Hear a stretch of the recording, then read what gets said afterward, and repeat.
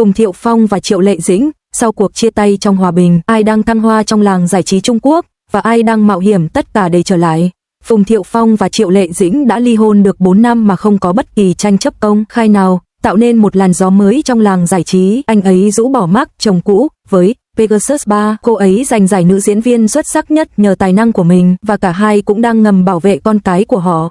Những người chia tay tốt nhất nên tỉnh táo như bạn bè, họ nói, và cả hai đang tiến bước trên con đường riêng của mình, thể hiện một hình mẫu chia tay trưởng thành đầy phẩm giá. Hôn nhân từng đưa Phùng Thiệu Phong lên đỉnh cao danh vọng, nhưng cuộc ly hôn nhanh chóng phơi bày sự phụ thuộc của anh vào danh tiếng của Triệu Lệ Dĩnh. Khi sự hào hứng ban đầu lắng xuống, nam diễn viên từng được mệnh danh là con nhà giàu này đã chứng kiến doanh thu phòng vé giảm mạnh và nguồn lực cạn kiệt, cho thấy quy luật khắc nghiệt của ngành giải trí. Danh tiếng phù du rồi cũng sẽ phai tàn, chỉ có tài năng mới là tài sản vĩnh cửu. Năm 2021, Phùng Thiệu Phong và Triệu Lệ Dĩnh công khai tuyên bố chấm dứt hôn nhân. Thông báo ly hôn đó cũng đã chấm dứt làn sóng nổi tiếng mà Phùng Thiệu Phong có được từ cuộc hôn nhân của mình. Trước đây, ông ta quả thực đã được hưởng lợi rất nhiều từ sự nổi tiếng của Triệu Lệ Dĩnh. Trong giai đoạn đó, mức độ xuất hiện trước công chúng của ông tăng lên đáng kể. Nhưng một khi cuộc hôn nhân kết thúc, hào quang nhanh chóng tan biến. Sự nghiệp của anh ta tụt dốc không phanh từ đỉnh cao rất nhanh chóng. Doanh thu phòng vé giảm mạnh, số lượng lời mời đóng phim giảm đi và sự nổi tiếng gần như biến mất. Sự kết thúc cuộc hôn nhân của anh ấy giống như bị kéo từ trên mây xuống vũng lầy của thực tại. Đồng thời, nó cũng phơi bày khía cạnh chân thực nhất của ngành công nghiệp giải trí.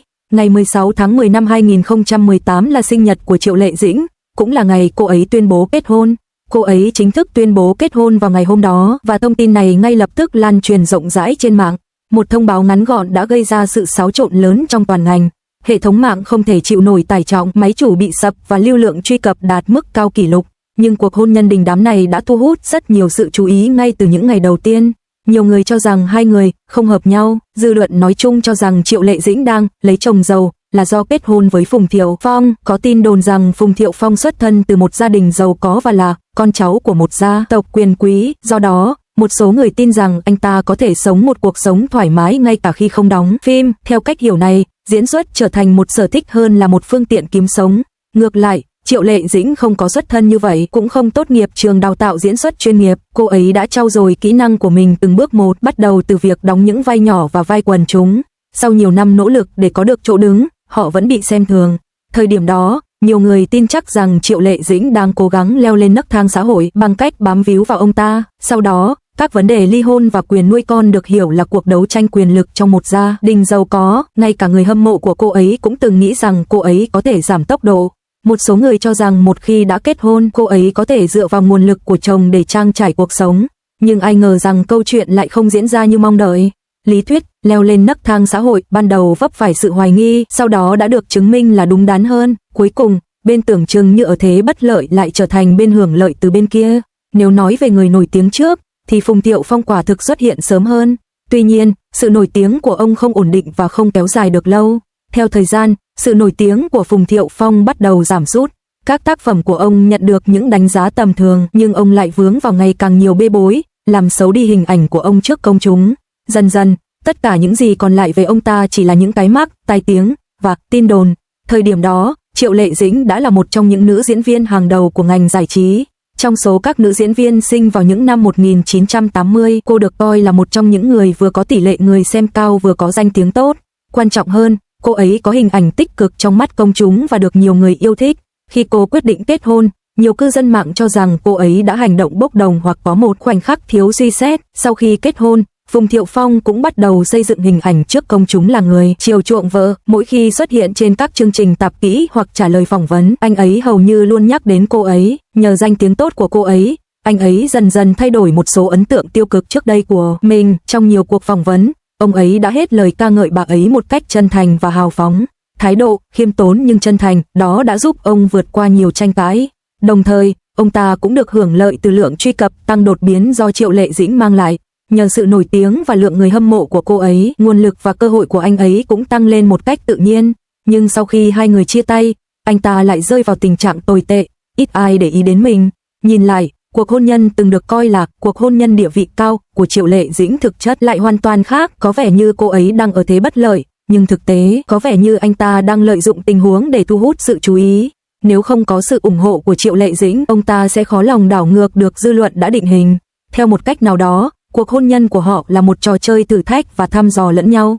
Trong mối quan hệ này, người được hưởng lợi nhiều nhất thì khá rõ ràng.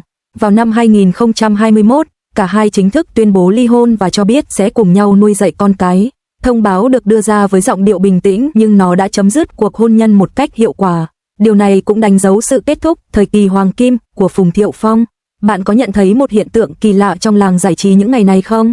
Khi các cặp đôi đang hạnh phúc, họ gần như mua những chủ đề thịnh hành để thể hiện tình cảm mỗi ngày, nhưng một khi họ chia tay, nó giống như một công trường phá hủy khổng lồ với mọi người muốn đào bới mọi hiềm khích cũ. Nhưng có một cặp đôi đã ly hôn được 4 năm, chưa từng có xích mích công khai, chưa từng đăng bài viết dài dòng nào, thậm chí còn chưa tiết lộ bất kỳ câu chuyện ngoại tình nào sau hậu trường.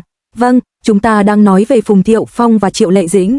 Vào ngày 26 tháng 12 năm 2025, Phùng Thiệu Phong, một thành viên của gia tộc họ Phong, bất ngờ tuyên bố tham gia Pegasus 3. Tin tức này ngay lập tức gây xôn xao trong phần bình luận, vốn đã im lặng suốt nửa năm qua. Một số người nói, chà, chú Phong cuối cùng cũng cặp kè với Han Han và sắp sửa thay đổi cuộc đời mình sao? Mặc dù bình luận có phần thô thiển, nhưng nó không phải là không có lý. Bạn phải hiểu rằng, để trở thành gương mặt quen thuộc trong một IP tỷ đô như Pegasus, không phải là điều bạn có thể đạt được chỉ bằng ngoại hình, bạn cần tài năng thực sự. Nói về Phùng Thiệu Phong, anh chàng này khá thú vị. Vài năm trước, khi nhắc đến anh ấy, phản ứng đầu tiên của mọi người thường là chồng cũ của Triệu Lệ Dĩnh, như thể anh ấy sống dưới cái bóng của cô ấy vậy. Nhưng nếu nhìn kỹ, thực ra anh ấy luôn ở đó. Từ vai diễn khách mời là chuyên gia drip người Nhật trong phần phim đầu tiên, đến vai quản lý Joe trong phần thứ 2, và giờ vẫn giữ vị trí quản lý đội trong phần thứ 3. Dù không phải là nhân vật chính, anh ấy đã tự mình trở thành linh vật của loạt phim. Những người trong ngành cho biết, trong quá trình quay phim Ngựa OC đỉnh 3, Phùng Thiệu Phong gần như là một người nghiện công việc. Anh ấy là người đầu tiên đến trường quay nhưng lại là người cuối cùng rời đi. Nói thẳng ra, anh ấy đã dùng sự siêng năng vụng về để dần dần xóa bỏ cái mác chồng cũ. Nhân tiện nói đến chuyện tình cảm, mối quan hệ của họ bắt đầu nhanh chóng cũng kết thúc buồn bã không kém. Trở lại năm 2016, bộ phim Tôn Ngộ 03 đã đưa họ đến với nhau.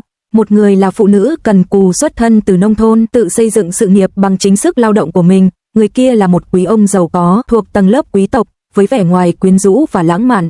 Vào thời điểm đó, mọi người đều tự hỏi liệu hai người này có thể là một cặp đôi lý tưởng.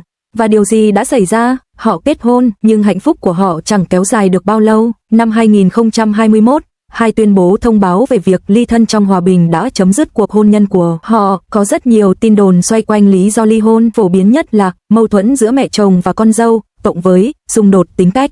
Thành thật mà nói, chúng ta những người ngoài cuộc không thể nói chắc chắn, nhưng có một điều rõ ràng, Triệu Lệ Dĩnh là kiểu người quyết tâm tạo dựng tên tuổi cho riêng mình, trong khi Phong Thiệu Phong, sâu thẳm trong lòng, vẫn dựa dẫm vào gia đình. Sự khác biệt này giống như hai đường thẳng giao nhau, khi gặp nhau, chúng bùng cháy dữ dội, nhưng sau đó, chúng chỉ có thể ngày càng xa cách nhau. Sau khi ly hôn, Triệu Lệ Dĩnh gần như bước vào chế độ cách mạng. Tại lễ trao giải Kim Ưng năm 2024, cô dễ dàng giành giải nữ diễn viên chính xuất sắc nhất cho vai diễn Subansia. Khi xem cô nhận giải trên sân khấu, bạn có thể cảm nhận được sự kiên cường của cô ngay cả qua màn ảnh. Sau đó là vai diễn người mẹ câm điếc trong bài viết thứ 20, không một lời thoại, chỉ dựa vào ánh mắt và nước mắt để làm tan nát trái tim khán giả. Ngay cả một đạo diễn tài năng như Trương Nghệ Mưu cũng phải thốt lên, cô gái này đã lột xác. Nhưng sự nghiệp là sự nghiệp, cuộc sống là cuộc sống. Điều tôi ngưỡng mộ nhất ở hai người này là thái độ của họ đối với con cái. Chúng ta đã thấy quá nhiều cặp vợ chồng ly hôn sử dụng con cái như con bài mặc cả, vũ khí, hoặc thậm chí đẩy chúng vào tâm điểm chú ý. Nhưng hai người này thực sự là một làn gió mới. Họ đã lập một nhóm dành cho các bậc phụ huynh, thảo luận mọi chuyện lớn nhỏ trong nhóm mà không ai cản trở người khác. Các phương tiện truyền thông đã chụp ảnh Phùng Thiệu Phong đưa con đến bác sĩ. Thái độ thận trọng của anh ấy là hoàn toàn chân thật.